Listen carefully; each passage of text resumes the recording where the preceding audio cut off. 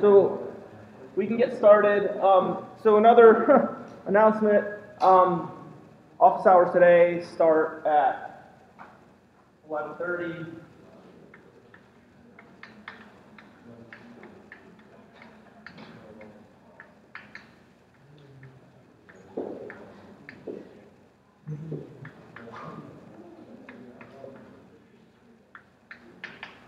So, and that's this is the last faculty candidate. Not that it matters, you guys are basically done. So, yes. It's whatever the website says. Yeah, you just check. I'm pretty sure it hasn't changed. I think I just checked this morning. It hasn't changed. Yeah, so whatever I said in the syllabus, I gave you guys the link to the website, and just check there. And we're M9 or MY9. It's the same date. It's basically the people that meet when we meet. All right, so anyways, today, 11:30. Again, today's a review session. I've got a few recommendations, one of which was sort of more complicated metathesis reactions, right? So I'm going to put this one up here, but just so that we're all on the same page, let's just refresh. We can do this one next, but let's just start with a refresher on the metathesis reaction so that a lot of you guys aren't just sort of having no idea where to start, right? So we'll get to this one. This is a rather complicated metathesis-based reaction, but again, just as sort of a reminder, anytime that we're going to do a metathesis reaction, it should be one of the more fairly simple reactions. Now, within a more complicated system, it might be difficult to actually get there, but at the very least, you guys should be able to do the specific metathesis-based process. And then again, whether you get the product or not is perhaps secondary. But again, anytime that you have, say, two alkenes, in some way, right, you can combine these with the metathesis reaction. And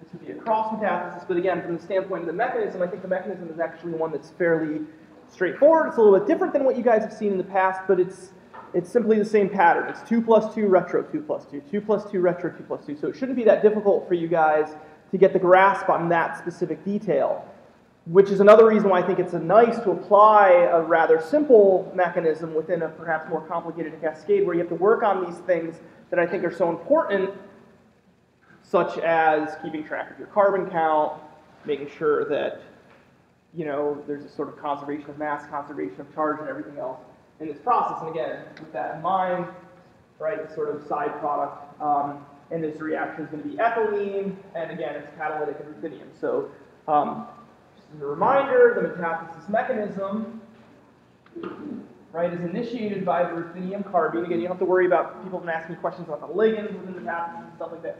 Again, that's best left for an organometallic class. I just want you to get comfortable thinking about the ruthenium carbene and how that undergoes the 2 + 2, retro 2 + 2, just so that you can begin to get to some of the products. Now, why?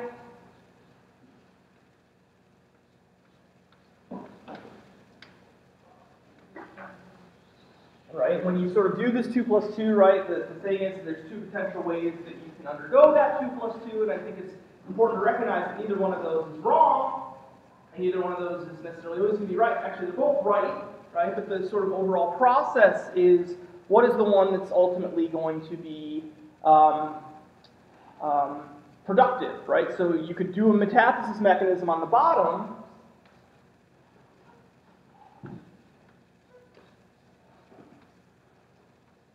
right? So if we do the 2 + 2 on the bottom, we get this metallocycle, right? What happens, right, is if you do the retro 2 + 2, right? So if we make this carbon that one, it's not that there's anything wrong with it, it's just that it's not going to be productive, right? And so a lot of times, right, because this is the same thing as this, right? So a lot of times in the metathesis reaction, the question often comes up, why do I go this way rather than this way? And there's nothing wrong, as you're trying to strategize and figure out the metathesis reaction to go down this route, and then you suddenly get there and you're like, oh wait, that wasn't really productive, I'm just back to where I started. So a lot of times it's just about putting it in the right orientation such that you can actually get a productive process, right?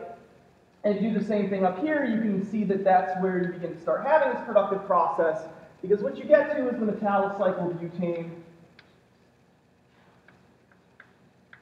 right? And now when you do the retro 2 plus 2, now you have something that's a little bit different.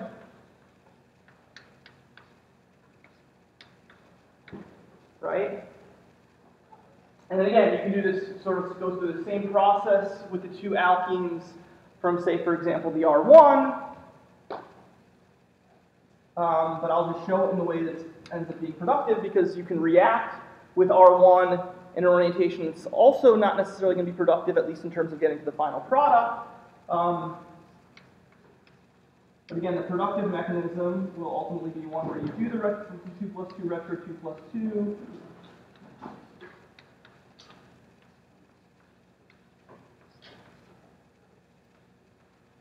Right, and that's going to get you to your alkene.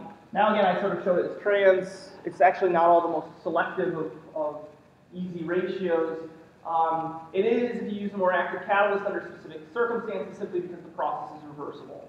So the reversible nature of this process, even though sort of as I have it drawn might suggest a cis, the overall process is reversible. So if you can make it reversible by, say, for example, an atmosphere of acetylene or something like that, and make the overall process reversible, then what can happen is you can actually make it selective. So anyways, that's just a side point, right? Because again, you may see, well, why is it going cis rather than trans? Well, it's actually not the most selective of processes, but it can be rendered. If the trans is much more stable, you can effectively render it, that product, because of the reversible nature of this. Okay? And so somebody emailed me and said, I really want practice on metathesis questions. There was that one cascade. I'd like to get some more practice.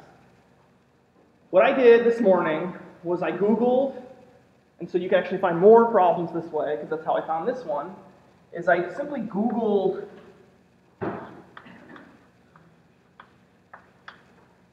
the phrase metathesis cascade.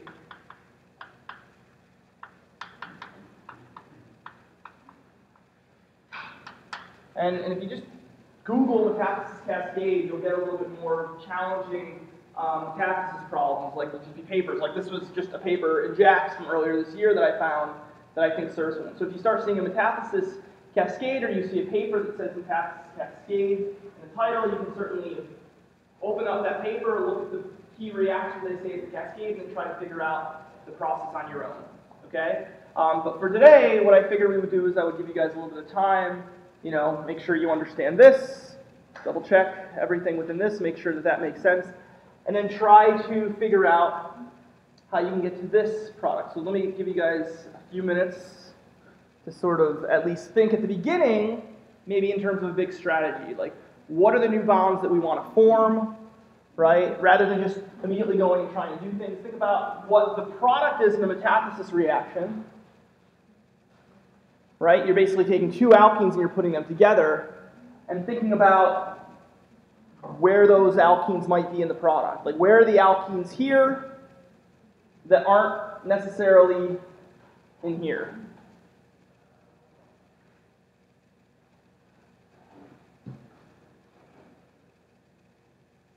And again, if you look at specifically some of the ring structures, you might start to ask, where might this ring structure, right? This doesn't look like anything that's here, right? Yes?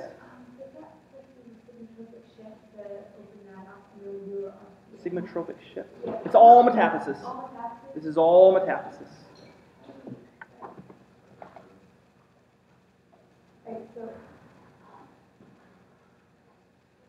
It's all metathesis. So again, as you're sort of evaluating this mechanism, certainly there's a couple different ways you could imagine going to a problem like this, right?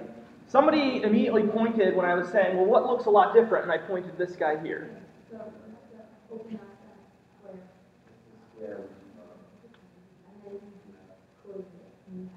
Right, so here's an alkene. Oh, I'm missing something. Sorry, I'm missing a gem dimethyl, I think. Yeah, no. Sorry, that was my bad. I left. Wait, is that? Sorry, wrong place. Wrong place. Okay. So this gem dimethyl is obviously going to be this gem dimethyl, right? Okay. But yeah, if you look at this, that color, that green doesn't show up. It's purple. Yeah, but if you sort of look at this purple 5-membered ring, right, it's got the only oxygen within an ether and a carbonyl, so you sort of know, right, that that's going to be part of it, right? So that's your carbonyl, right? And so what you need is one, and here you have an alkene, right, which is sort of right there. So you can automatically assume that that's at least going to be some of it. And the question becomes, where is the other alkene that it reacts with? You can start to think about this one right here, right? So 1, 2, 3, 4, 5, right? You're going to form a ring there. Now, at the beginning of it, right, the question might become, there's a few different ways you could ultimately get to this product, but one way to simplify it might be sort of what, for example, Margot was saying, is that we have this sort of internal alkene here, right, which could otherwise, might be easier for us to see if we opened it up and turned it into 2 alkenes. So there's a few different ways that you could go about this. Right? One thing that you could do is you could just sort of do the metathesis reaction, open this up, and go from there. Alternatively, what you can do is you could, for example, put the alkylity on here and have it actually zip up. Now, what do you guys think might actually more likely happen? Now, mind you, the mechanism that we're going to propose, we're going to sort of probably leave out. You know, our goal is just to get to the end product. So there are going to be elements within this, right, that, you know, like we're assuming that it's going to go after this alkene because we happen to identify this first. But from a realistic standpoint, what may end up happening is it might go after this one first, right, or it might popping up that ring first. We're not really going to worry about that. There's going to be multiple right answers from our standpoint. We're not worried about what the real mechanism is per se. We're worried about a rational metathesis-based mechanism where you can do these 2 plus 2s and you can get to the final product. Okay? And so again, this is one way that you can do it is by identifying that. So, with that said, I'm going to erase this to give us some board space.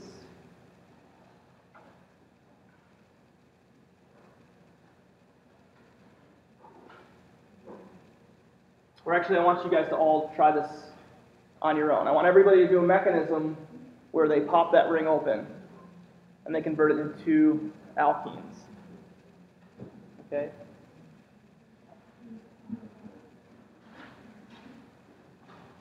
So the sort of first intermediate that I want you guys to sort of be able to see .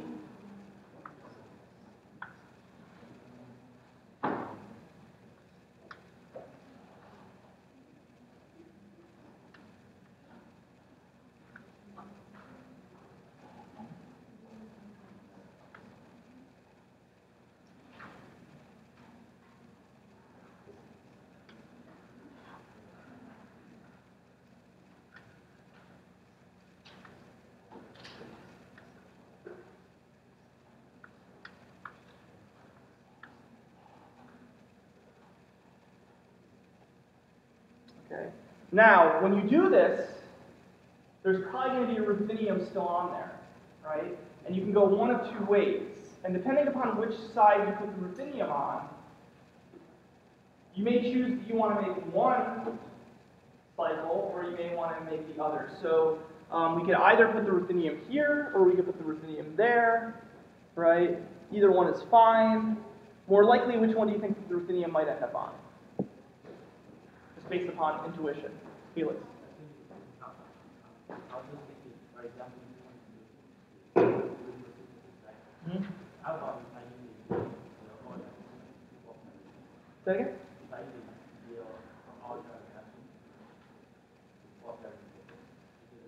There, you don't have any dienes. No, for the box, the cycle. This? The This? left. The cycle the left. Oh, the site. Okay, okay. But you don't have. What does the Diels alder necessitate? You need another diene. You need a diene with an alkene. Where's your diene? I mean, you have dienes, but what you don't have is 1, 3 dienes. Right? Diels alder, you would need some way. Right? You have a 1, 4 diene here, but you don't have a 1, 3 diene. that. Yes? Well, yeah, well, let's think about this. Let's discuss the mechanism, right? If we're going to put the ruthenium alkylity in here, do you think that you want the ruthenium to be towards here? Well, I did it outside the limit. Well, no, but hold on. Again, we identified this ring closing group here, but so we know that we need two alkenes here, but we still have to address the other side as well. So there could be a productive pathway over here. It's worth it for us to do that. But your intuition, right, which is maybe what you were raising your hand about, what were you going to say? Well, I was going to say where the first O went. Where the third O. Like,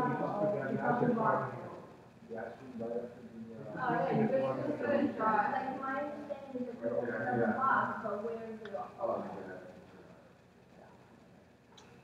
So we want to get to this intermediate here, basically through a ring opening, right? So why would you want to put the ruthenium there, likely?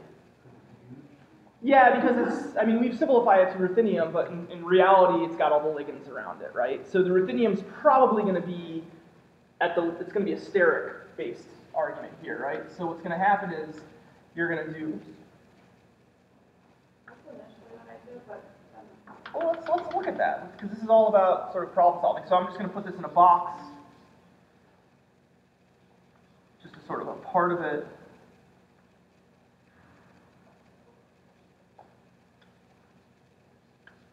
Right, and then obviously we have everything else.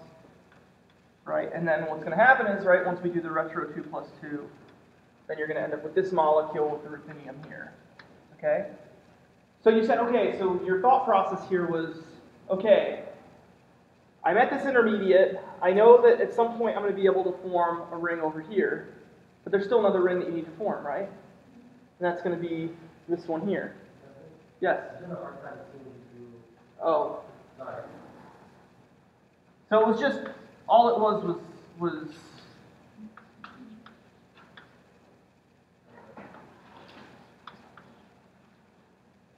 this was the purple part here, right? And then I just did the retro 2 plus 2, so I left out all the rest of the spinach. But this would then, you're breaking the central purple bond, so that's sort of ending up over here, but then everything else is sort of, oh, sorry.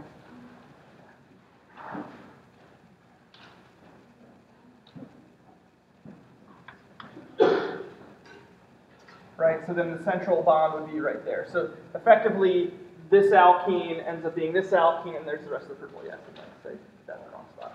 So that's what the point is that we're going to come from the outside. We're going to do the 2 plus 2 retro 2 plus 2. All right, and that's going to put the alkylity out here. So again, we know that we don't want this one to condense with that one because we already said it's that carbon that's going to end up over here.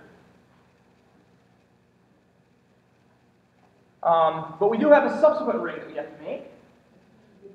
And so at this point we say, well, there's another alkene. Perhaps it could react with this other alkene, right?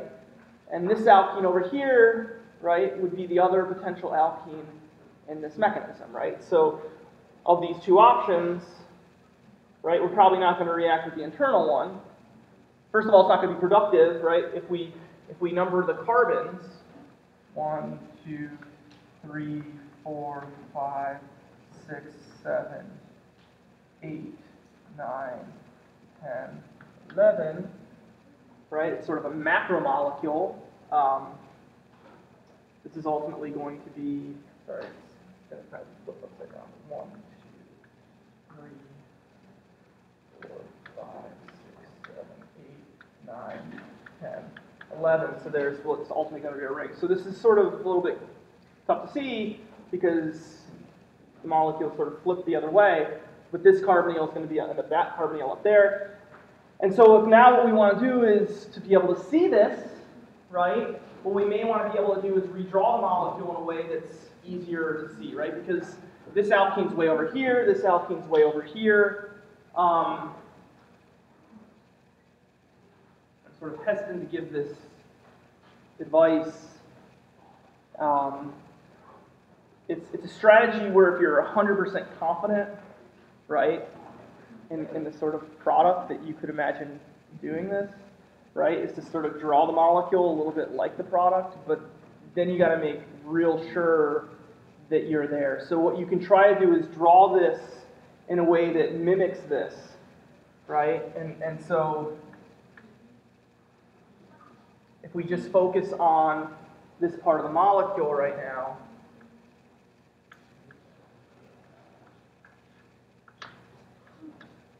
right, and we know that we're going to have this ruthenium group over here. Again, we haven't closed necessarily this molecule. Actually, I don't like this. I think this is going to be a difficult approach because we're basing it on something that's, I think, a little bit more complicated. So let's do this. I thought that might have been a good idea. I think in this case, that's not going to work that well. But what we want to do is we want to basically get this group up in close proximity to this group. Can you just turn like seven carbon, like rotate it?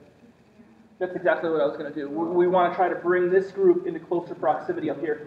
So what we want is this group up there, and this is where being able to see molecules and rotate them in 3 dimensions may be difficult. What I was trying to do is I was trying to backtrack from here, but this gives it a much different feel, which I think makes it difficult to then do that. So I think it is best to move forward instead of backwards in this extent. But let's redraw it, and I think you're right. I think that the 7-8 bond is perhaps one of the groups that's going to, at least in principle, start to get us a little bit closer.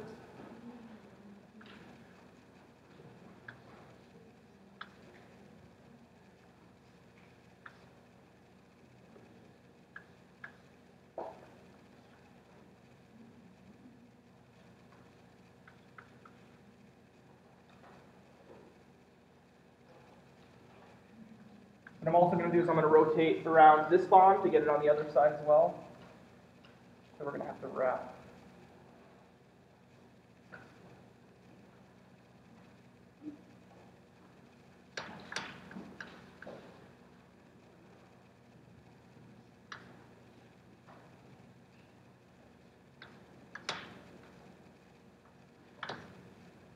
Okay, so what I did was I rotated around 2 bonds. So I rotated around the 7-8, as the suggestion was just made previously. That's going to allow me to now rotate around and bring this up a little bit closer. Notice I haven't changed any of the stereochemistry, right? This is still trans, so when I rotated, I didn't accidentally change this. I made sure to preserve that stereochemistry.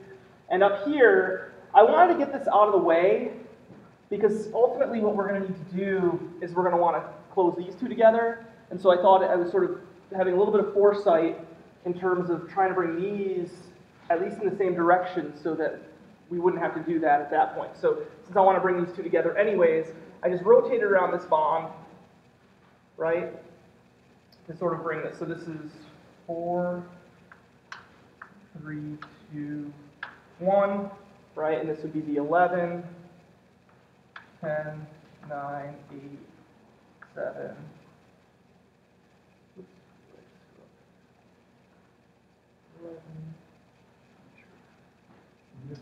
One, two, 3, 4, 5.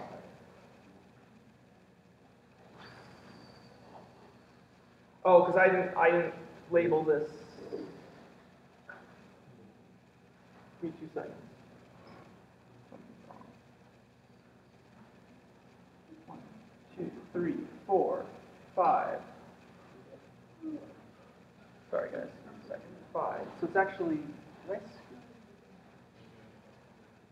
Sorry guys, give me 2 seconds.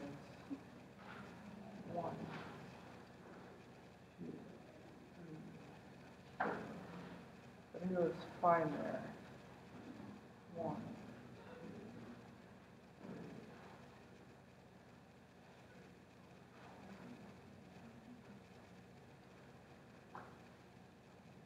Everything looks fine. I don't know why my numbering is.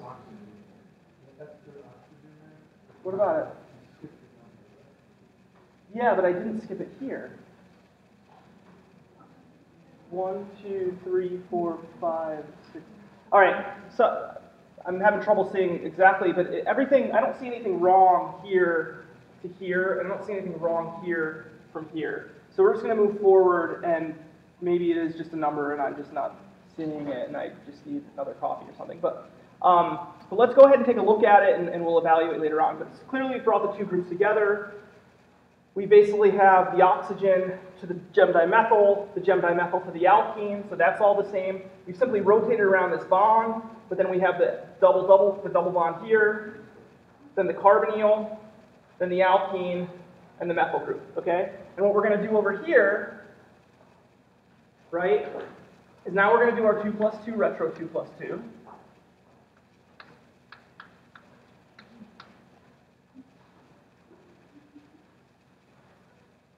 Okay, so instead of having to redraw the whole thing, again, this is going to be the 2 + 2 retro 2 + 2. So I would do this in terms of practicing at home. I would certainly draw out the whole molecule just to make sure that you're practicing well, but for the sake of time here, again, this is just going to be the standard metathesis mechanism. 2 + 2, retro 2 + 2, right? Which is going to sort of generate this ring system here, right? And at this point, what I'm going to want to do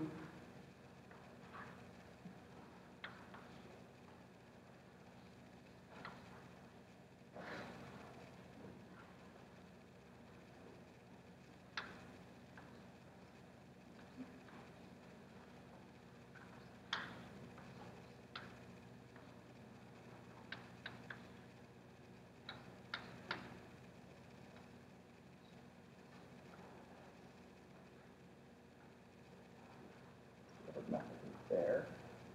So, so this would be this molecule here. So we've got our effectively 2 methylenes before we get to the metal carbene, right? So this would be these 2 carbons here, right? And now what we have, right, we can sort of start to see the bottom part down here. And what I should have done, I think, and what I'll make sure to do on a question on an exam, this is kind of an extreme level of difficulty, I'm not sure that it would necessarily be this, but if there's a question like this, I'll make it the right way to start. So like, I'll go through the problem, and I'll make sure that you're not having to flip the molecule upside down, because I think that's going to take you guys a long time, because it's clearly taking me a bit of time. But what we can at least see in principle down here, right, is that we are seeing the sort of, the methylene alkene here, right, this system here, next to the gem dimethyl here, right? We have our sort of macrocyclic structure in essence, right? Oh, I know why, because the reason why I numbered wrong was I should have been numbering this way, right? That's why I screwed up, because I numbered in through here. That's fine. Yeah, if that's how you do it, I think that's fine as well.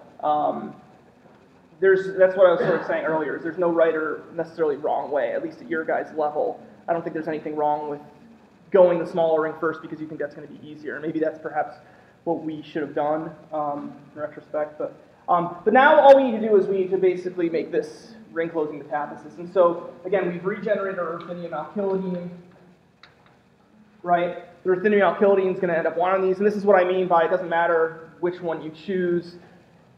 In reality, it's going to go after this one first, probably because it's sterically less exposed.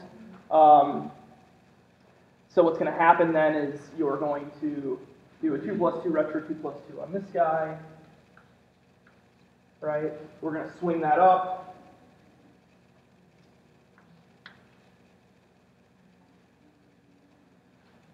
Again, we'll rotate around this bond, pucker that in.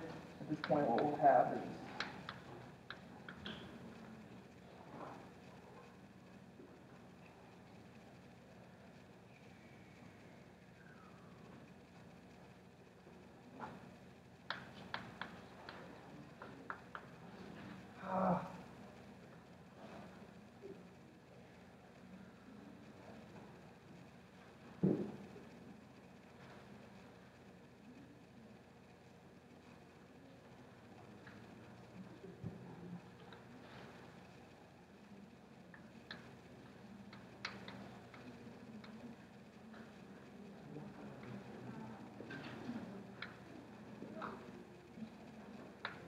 and again, the trouble here now becomes, this may be where going with the smaller ring would be easier.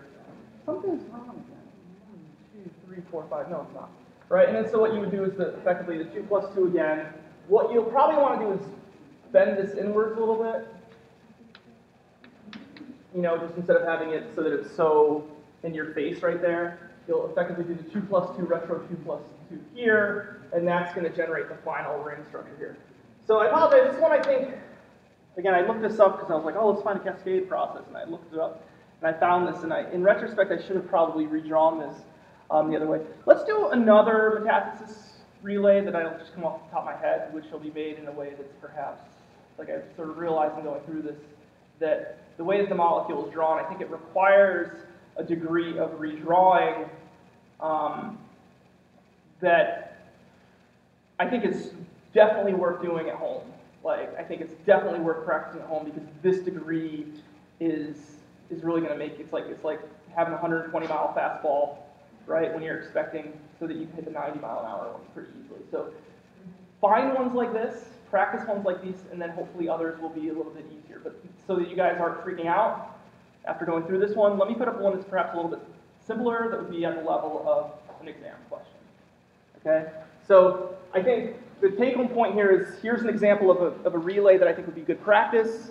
Clearly it's difficult, especially when you're trying to cram it into in terms of a lecture, but this is the degree that I think if you can find problems like this is a good degree for practicing at home because it is going to really make sure that you're able to draw these molecules. Yes? I'm not sure if you do it like that. This is the other thing every time. If you get full credit, it's very good.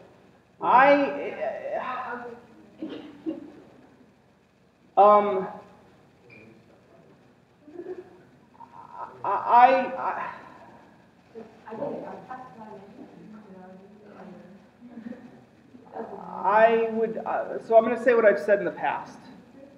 If you shorthand something to try to find the way to get to the final answer, that's fine and move on, but if you have time, go back and try to fill in the details. So that would be my that would be my suggestion to you because, you know, I don't want to suddenly make it okay to shorthand things and then have all you guys start shorthanding and get everything wrong because I've told everybody it's okay to shorthand. So if you're confident enough that this would work, and you're really comfortable with this stuff and you can do that, that's fine, but you may lose a little bit of points. So go back afterwards and go over them. Let me just put up an slightly easier one. And I think the classic sort of exam level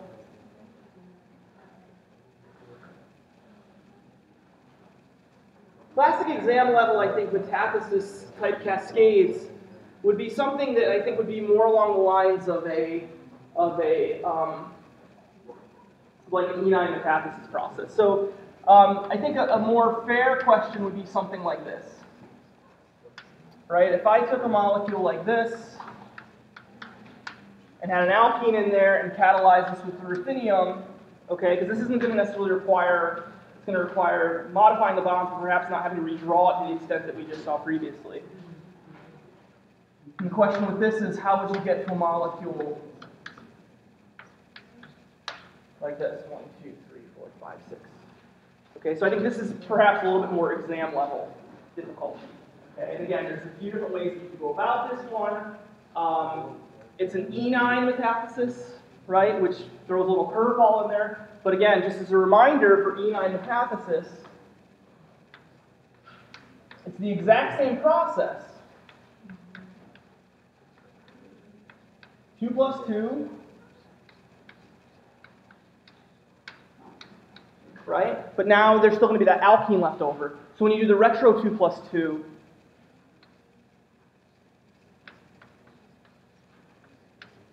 now you're going to have a compound like that. So it's the exact same mechanism. It's kind of a good one because it's not overly complicated in terms of the exact same situation. If you follow your bonds, you should be able to see that you're not making a new alkene in this case, but in fact you're making sort of this alkylene diene, right? But if you do something like this, then you should be able to figure out this product. And I think this is probably exam level. I think it's a little bit more fair of an exam level metathesis cascade sequence. So in this case, what would you guys think might be, again, there's multiple steps that you could take place. Sorry, we're thinking about what would perhaps be the first step that you would do in a reaction like this? Yeah. You mean the alkyne? This alkene. Yeah. Okay, so the first thing, that's one option. So let's go down that road. So the first thing that we do is we take this ruthenium alkylidine and this alkene, right? What's going to happen, right, is we're going to do our 2 plus 2.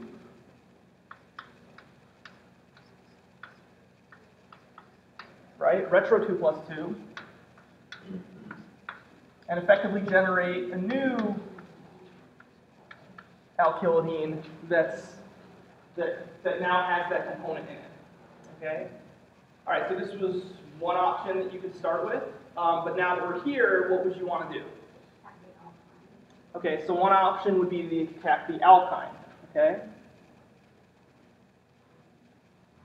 So if we're to attack the alkyne now,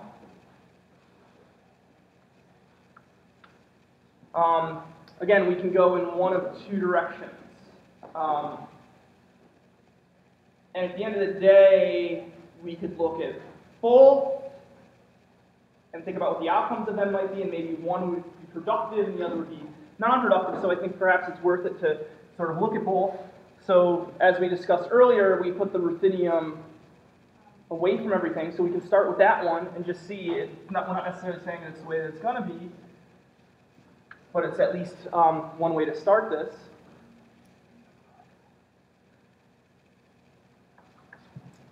All right, and now we're going to do 2 plus 2, right, retro 2 plus 2.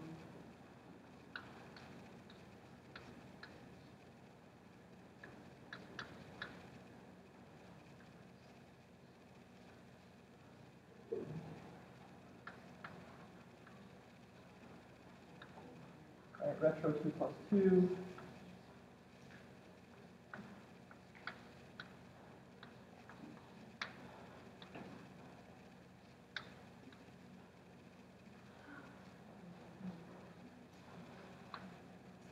Okay, and so 1, 2, 3, 4, 1, 2, 3, 4.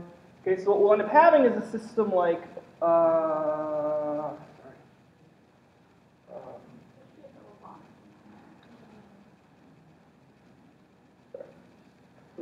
Watch that.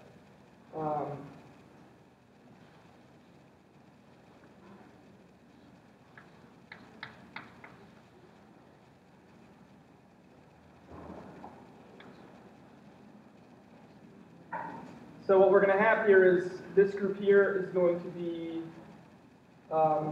this group there, and then this group here is going to be this group here. So let me double check. So that would have been there, there, there. Yeah, so we've effectively got the diene, right? So if we think about what's happened here, 2 plus 2 is easy to see, and then what we're going to do is we're going to fragment this bond, and within here we're going to have that sort of diene there, which is right there, right? And so now the double bond is between the ruthenium and the carbon, right? And down below, it's going to be between this alkene. Now, looking at this, right, if we're now to shut the ring, what's going to happen? What's going to be the product that would form? 1, 2, 3, 4, 5, 6, 7. We're now going to have a 7-membered ring, right? And so again, this could be imagined to be a product. This is actually, the fact that this is a potential side product, actually, you guys have seen that sort of Tom Hoy problem that I put on that one worksheet. This is certainly a potential side product that you could end up getting if it ended up reacting this way. And this is one of the advantages to some of the relay chemistry that Tom Hoy did. But clearly, this is not the way that we want to go about it because it's going to end up leading to a 7-membered ring rather than the 6-membered ring. So let's try it in the opposite way and see if that gets us there. Okay, does everybody see that? So we tried it this way. There's nothing wrong with this. It's just not productive. It doesn't get to the product. So this is a good sort of mechanism in terms of heading down one pathway, being like, oops, this isn't going to be there. Let me back up. This is where the problem lies. So let's consider the alternative way.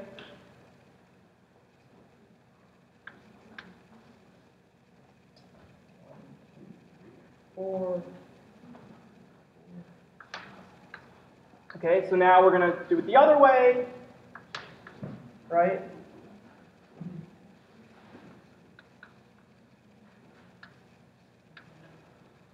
now what's going to happen is we're going to have the R1 here, right? We're going to have 1, 2, 3, 4. That group there, let me just check. 1, 2, 3, 4. 1, 2, 3, 4, followed by the alkene. Okay, and now when we do the 2 plus the retro 2 plus 2, now we're going to start to see that sort of external alkene starting to come forward, because now what we have is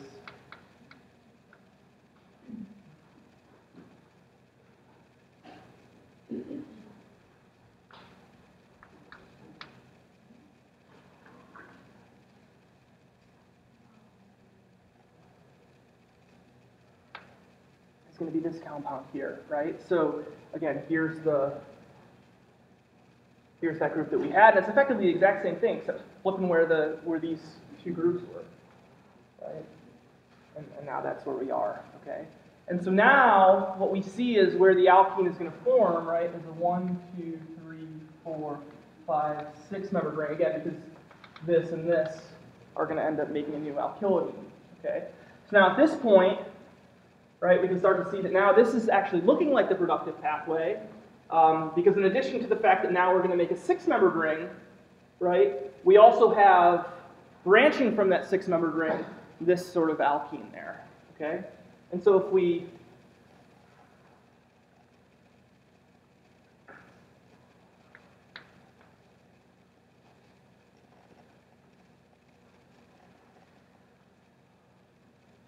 start to look like this, 1, 2, 3, 4, 5, 6, right? Now we can do our 2 plus 2.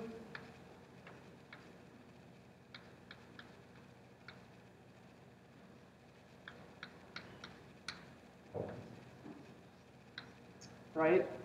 Retro 2 plus 2. Right? So I think this is probably a much more, this is probably more something that I would expect you guys to get on an exam. But the ones that we had before, and certainly this would be a challenging one of the exams, but certainly the one I had before, I think those are still really good problems to practice on, because it really does make you work at trying to redraw compounds. And again, if you get really good at drawing more complex structures, then when you're moving on to simpler structures, it just makes it that much easier. And I think to succeed on a lot of these more difficult and challenging organic exams, if you're spending too much time making sure that you're drawing the molecule right, that's going to take time away from actually being able to problem solve and so forth. So the better that you are at redrawing molecules, the better that you are going to have in terms of success in the exam. Yeah. Also, I would have done that if you're saying that we have to face the rubidium away with the geometry. Well, so that's the question that I sometimes have gotten with, I think, mechanism problems in general, right? Is that at the level that you guys are of second semester organic chemistry students, I think what I want you guys to do is be able to predict a mechanism. I'm not expecting you to predict a mechanism that would be, of the multiple possible mechanisms. I'm not expecting you to have the one that is the actual real mechanism per se. I'm expecting you guys to be able to have a reasonable mechanism based upon my feelings of what your understanding of chemistry should be. So if what you're saying is, how is the mechanism really? Well, maybe what it is, depending upon what the alkene here is, maybe what happens first, right, is the ruthenium ends up there, right? And you might imagine that might happen, again, if everything's reversible. Well, why might it go here first? Because the subsequent step is going to be an intermolecular process, and that'll be faster, right? Because the ruthenium could pop back and forth between these two, but perhaps it ends up here, right? And let's think about that mechanism, right? So if the ruthenium ends up here first, right? And that's probably what the actual mechanism is, right? But I'm not necessarily expecting you guys to think at that level. You guys have flexibility to have multiple answers, but in principle, at a more advanced level, you would say, well, it would probably go there. And then if you do that, then what you see, right? And again, it's because when it reacts with that alkyne, now it's going to be faster. This is intermolecular, right? Now what's going to happen is,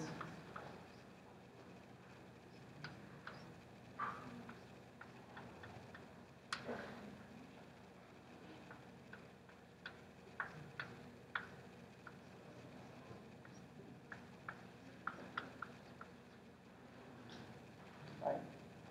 Did I see that? And now it's just a simple cross-metathesis away. So this would be the alternative. You decided to go after this alkene, and I was just trying to show you guys that there's nothing wrong with that, and you can still get to the right answer. If you went after this alkene, it actually might simplify the mechanism even more so for you guys. It might be easier to see, but the sort of point is that you guys said, let's go after this alkene first, so we went after that alkene first. Yes? Are you able to get to the product with that? Because I could. From here? Yeah. Oh, Yeah, exactly. Exactly. Yeah, you were doing it the way that I was saying previously as non-productive, because you would keep regenerating the ruthenium, that same, or you would basically keep jumping the ruthenium alkylidine back and forth between the two. But yeah, if you do it this way,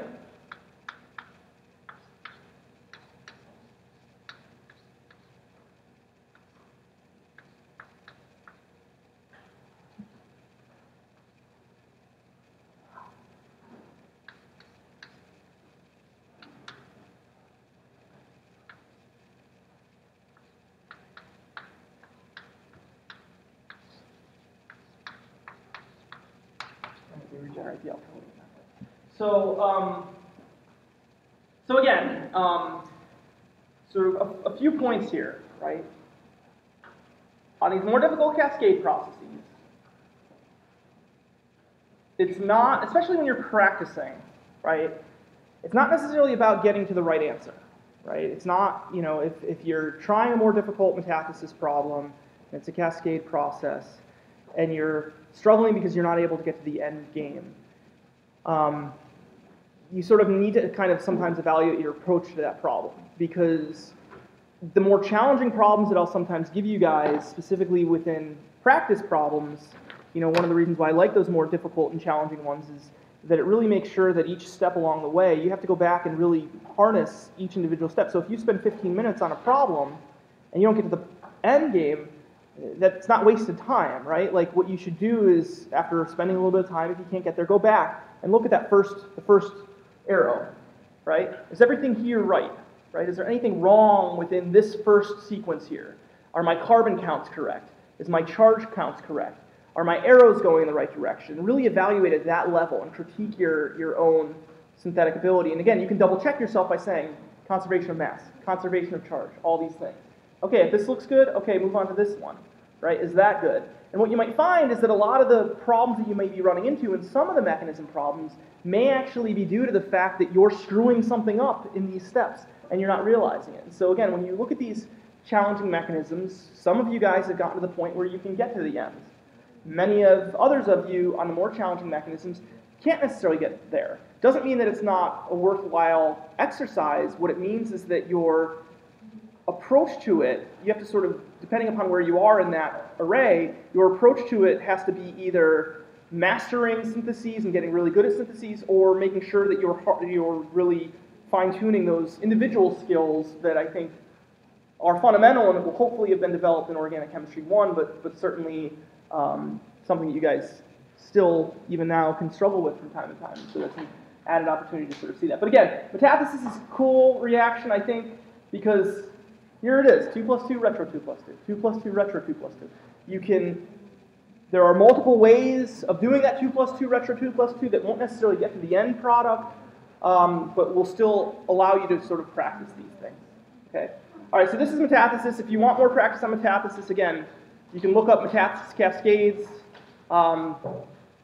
You know, if you're sort of feel strong about this stuff, you could, in a similar way that I suggest synthesis problems to your friends, you could also, like, even though some of you are like, I could never do that, you could sort of predict metathesis cascades maybe as well. I don't know. But anyways, I wanted to make sure that I covered one more thing today that I think is a little bit more challenging so that you guys can sort of practice it, because you can pretty much expect you're going to get a metathesis problem on the final.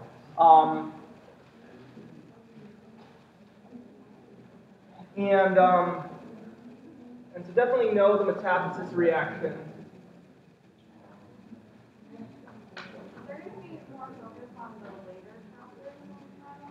I would say, yeah, I mean, the things that you guys haven't been tested on yet, starting from mechanisms of organometallics to the end, you guys have never been really tested on those. So I don't want to put a number on it, but maybe like 20 to 30% will be on that stuff. Okay. All right, so the other thing that I would like you guys to be able to do, is especially because some of you guys are going to be going into biochem, I think it's really important if you're going to biochem to actually understand peptide synthesis. I would like you guys to be comfortable with synthesis problems involved with peptides. So, peptide synthesis.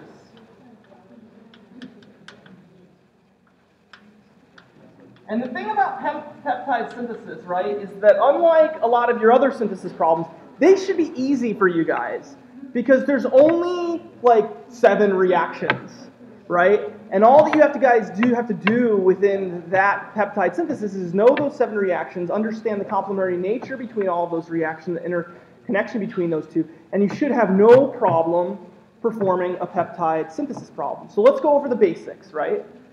In any peptide, right, we have 2 protecting groups, or we have basically 2 sort of fairly basic groups, right? And then we're going to have some R group here, right?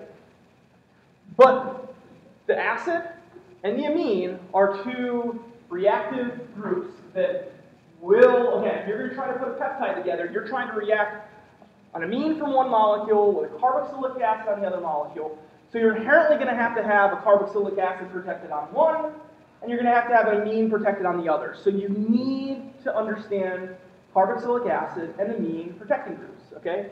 So let's discuss how we put on carboxylic acid protecting groups and how we take them off. And then let's do the same thing with amines, okay? So for carboxylic acids,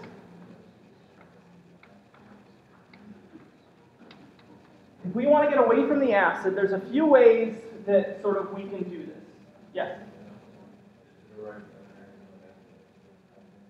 In fact, that's all we're going to be doing, right? A whole bunch of different esters, right? So that simplifies even further. All of these components are going to be taking those carboxylic acids and effectively converting them into esters. The question is, what ester? Yes?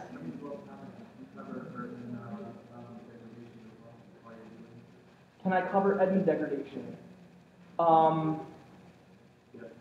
We probably won't have time, but I'll make sure we do that next time. Okay, so within carboxylic acids, you're absolutely right. It's going to be ester formation. And there's really, what we look at is there's going to be 3 classes to each of these. There's going to be acid sensitive,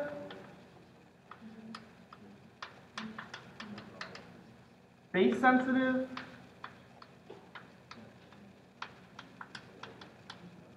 and hydrogenation sensitive.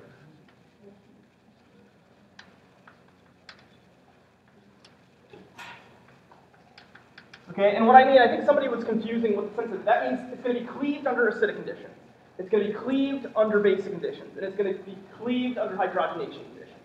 Okay, and there's a set of those that we can imagine from carboxylic acids, and there's a set of those that we can imagine from amines. And so you guys should definitely have one of those in your pocket of each of those sets, okay? So if we want to protect the carboxylic acid, and we'll discuss how to do this in the presence of perhaps the amines a little bit later. But let's go through this. What's an acid-sensitive ester that we can imagine? There can actually be a few. But what's, if we want to say, for example, pull the analogy to Bach, right? Who remembers Bach? Bach is the T-butyl, right? So if we want to draw that parallel at that point so that we can at least classify those two together, one thing that we could imagine doing is, say for example, putting a T-butyl group on there, right? And this would be analogous to the Bach group, right? Where it's not an amine, but it's a carbamide, right? But in this case, we want to put that group there. Now this reaction we have actually discussed. Again, if you guys went ahead and used like T-butanol and tried to do a dehydration reaction, probably wouldn't work. Actually, it definitely wouldn't work. But I sort of understand it. But the book discusses one way in particular, and that's that you effectively make a cation of the basically you make that T-butyl cation. So what you do is you take this alkene, right, and some acid source. Oh, it was? Okay, so you take that alkene and you take acid and you mix them together. And what's going to happen in this situation is that you are going to get a reactive T-butyl cation, which will, again, react with this and effectively end up, it'll be like the carboxylic acid will serve as a nucleophile, right? And it will attack it and you'll end up with this T-butyl group, right? And so how can you, so that's how you would put it on. How would you take it off? Okay, so some type of acid. And in fact, you know, as long as you understand that it's some type of acid, that'll be fine. TFA is the one that I discussed. I think the book discusses like HBr, right? The standard way that people do it was TFA, but some sort of acid. As long as you tell me, so you can put it on under these acidic conditions, which might be sort of ironic in a way, right? But at the same extent, you're probably also doing it with an excess of this compound, right? To make sure that it's not going to sort of fall off. So that if you start generating a whole bunch of T-butyl cations, they end up getting trapped. Yes?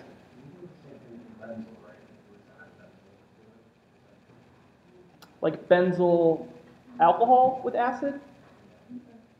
Yeah, did I tell you guys my story about the explosion that I had in my lab?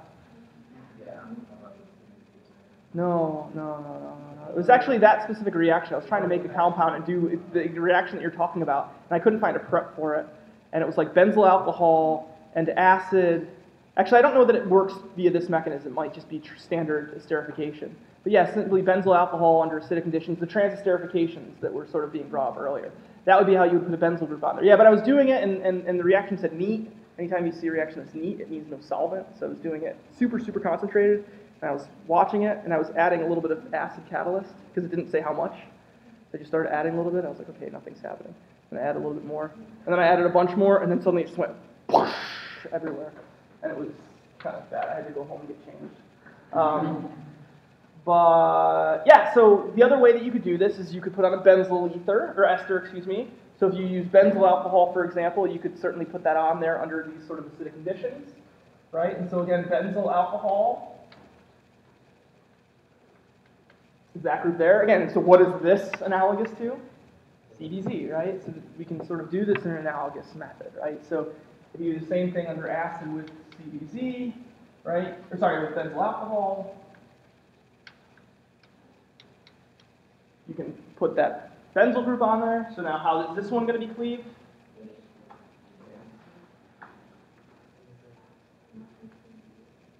This one? No?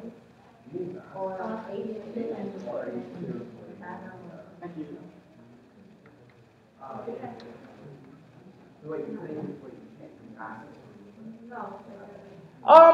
Let's just say that you can. Let's just say that you can. Certainly, you can do hydrolysis, and we've seen hydrolysis of these under acidic conditions.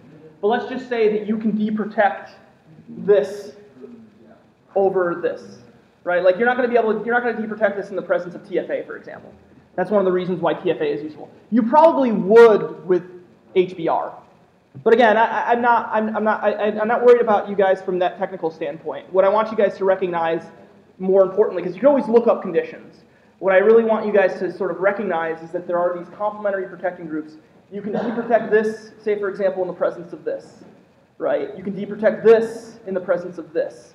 It's a hydrogenative condition. So if you show me acidic conditions up here that would in principle actually deprotect this, I'm not going to take all points or anything like that. If you show me acidic conditions and those would have otherwise done this, that's not really that important to me because in reality in a synthetic organic chemistry lab, you would have the conditions and you would be able to look up those conditions. So it's more important that you recognize that it's some acidic conditions and that this can be deprotected in the presence of this. Yeah?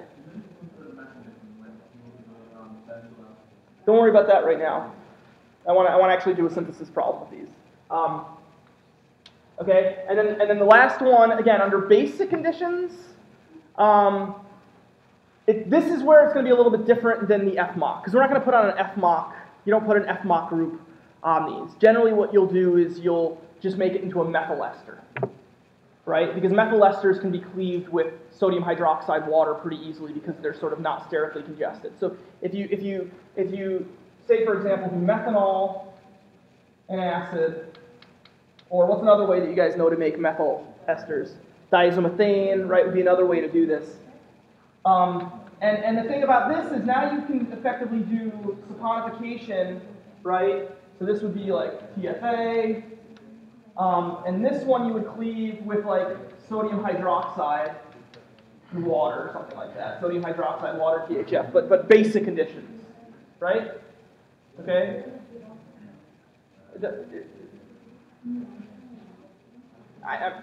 Don't worry about that. Again, the point here is within this is there's orthogonal protecting groups. Sodium hydroxide is basic. You can deprotect this one in the presence of this and this. Will these conditions ultimately deprotect this? Yes, if you pushed it hard enough. But you can. The point is you can deprotect this in the presence of this. There's this orthogonal nature. All right, let's very quickly do the nitrogen-based ones, and then let's just put up a synthesis problem that I think that is certainly something that you can almost expect on an exam. So if instead you have an amine, right, we can put on a Bach group.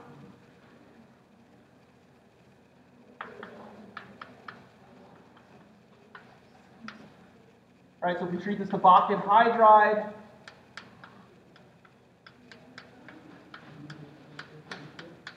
right, what's going to happen is we're going to get to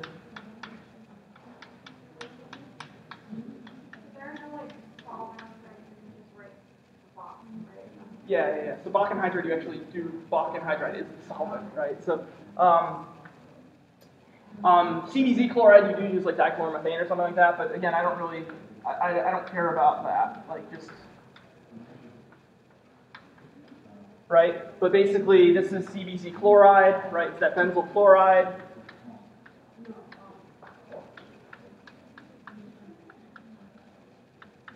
And so again, in both these situations, you see the parallels, right? It's a T-butyl group. That's what allows us to be protected under acidic conditions. T-butyl group, that's what allows us to be protected under acidic conditions. Benzyl group, that's what allows these to be protected under hydrogenated conditions. Benzyl group, that's what allows us to be protected under dehydrogenated conditions. The only one where it's going to differ in terms of mechanistically is going to be this one. It's base-mediated, but this is where we learned the FMOC.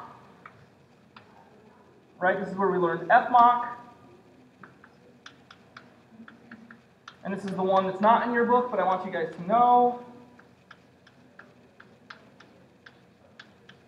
It's a very important protecting group. Right, that's FMOC. And so it's the same thing, it's like FMOC fluoride.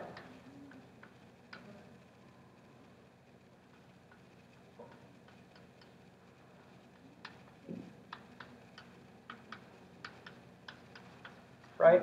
And so how do we deprotect FMOC? Basic conditions, right?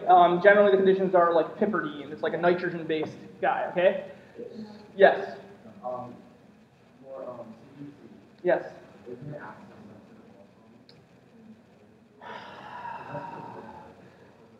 Don't worry about it. That's what I was saying earlier. HBr acetic acid will take it off. Okay. TFA, I do not believe will. So just yeah, for now, in terms of understanding chemistry, don't worry about those. Think about big picture.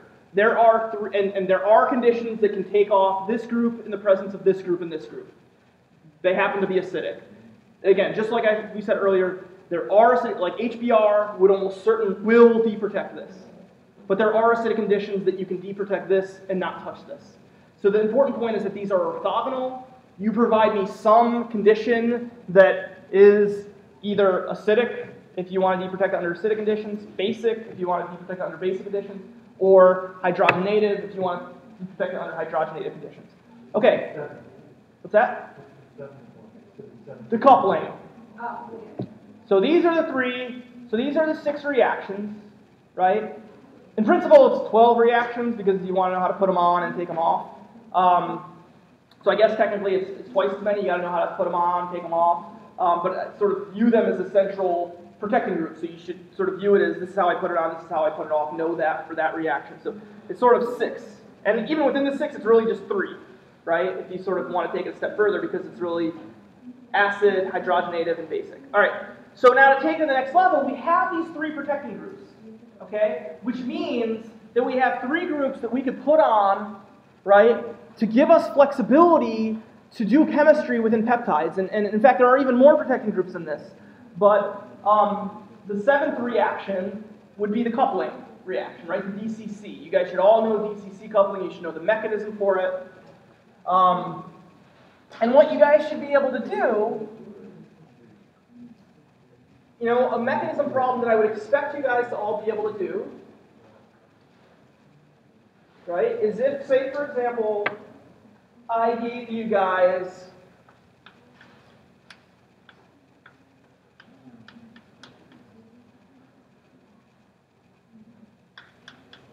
a molecule like this, and a molecule like this,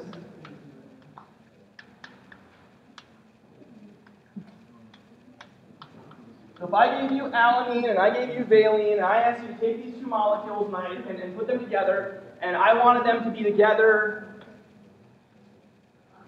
in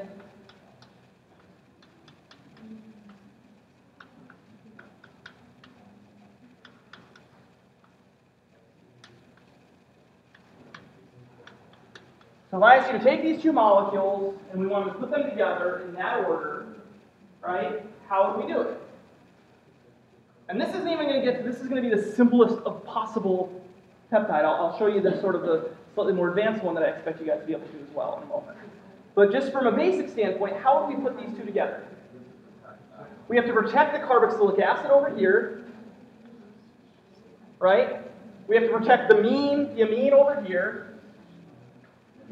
We have to couple the 2 together with DCC, and then we have to deprotect, right? And so whatever protecting group that you put over here, right, and whatever protecting group that you put over here, you have to sort of be aware of when you would want the 2, when it might be advantageous to have the same deprotection conditions, or when you'd want orthogonal protecting groups. In a situation like this, it would be nice if you had 2 that deprotected in the same way, right?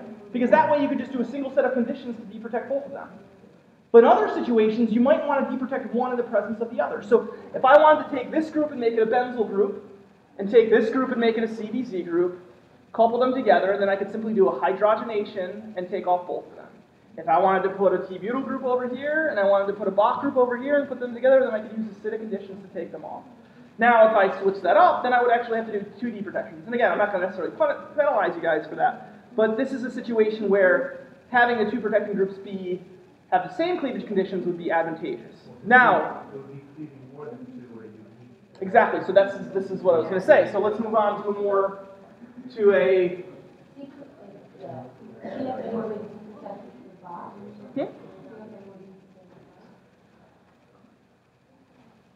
Yeah, TFA is like the go-to deprotection conditions for those T-butyl groups. It's mild, it's sort of mild enough.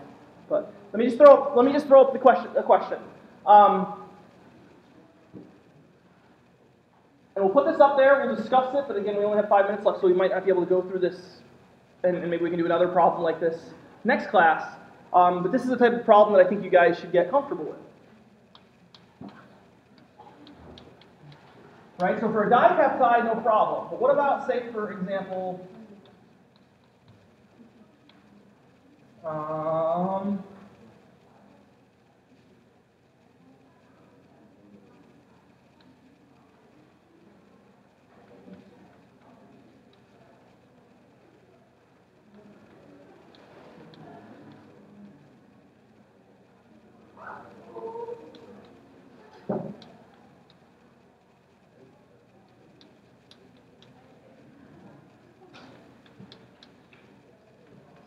what if we had all of these amino acids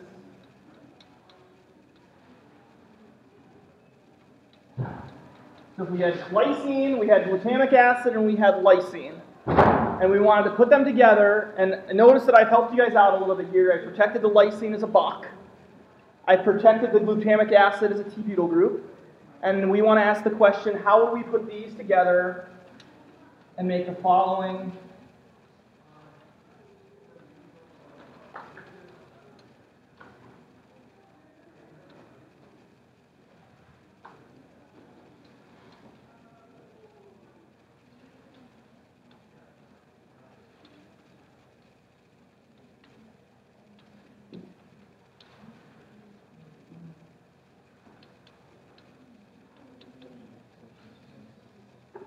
So if we wanted to take these peptide single amino acids, take these single amino acids, again, I protected these two. How would we perform a synthesis, right, where we would make this specific amino acid sequence, right? And so the thought process behind this reaction would be probably you want to go from either left to right or right to left, it doesn't really matter, but you'd start from one end and you'd perhaps build in the product on the other end. And so the first thing that you'd want to do, right, is you'd want to couple the lysine, right, to the glutamic acid, right? So it's not really any different than this to an extent, except that now we have to pay a little bit more attention to the protecting groups that we're going to use, right? Because what do we have to do? Let's think about the big picture. Yeah, let's think about what we're trying to make here. Now, wait, hold on. Just give me 1 second. Let me just sort of take the thought process.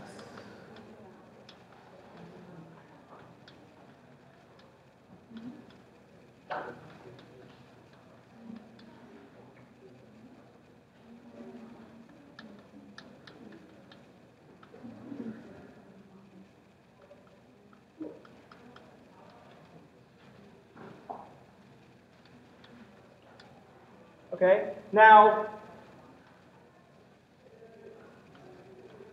what I want is I want to leave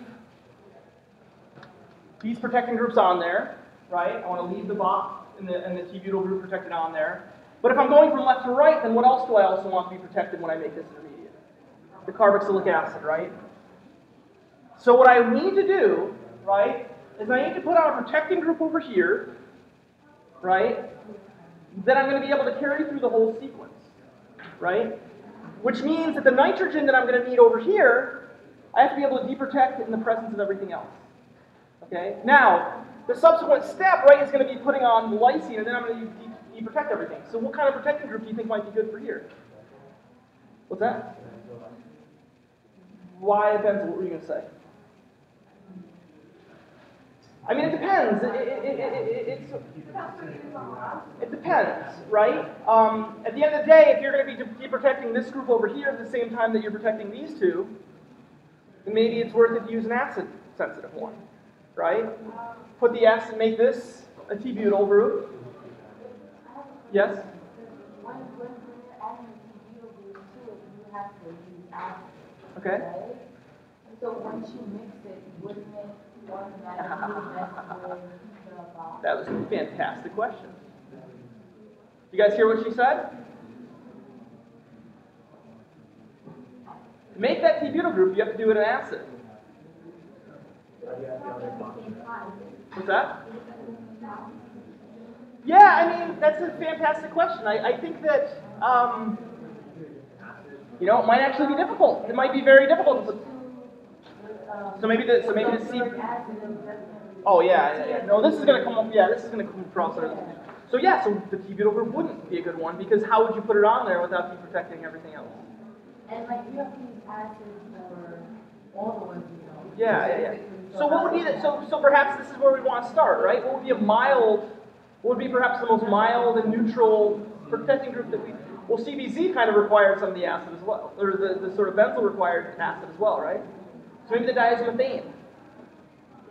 So maybe what we do is we protect this as a methyl group. We realize that it's going to be difficult for us to put on that acid-sensitive group here, right? So we'll just have to sort of use a methyl group over here, which means what do we need over here? We've got, how do you take this off? Basic additions. How do we take this off? Acidic conditions. So what do we need over here then? The hydrogenated conditions. Good. So what we would want to do over here is we would want to put NHCBZ. Right? And then what we would do is we would couple them, do a hydrogenated deprotection, right? And then we would couple the remaining group, which would also have to be protected, right? At that point it doesn't matter because we're going to be globally deprotecting everything, so we can either protect it as a Bach group, or we can protect it as an FMOC group, right? Because what we would need is really two sort of deprotective conditions. Yes? Yeah, I'm sorry. I have a question. When you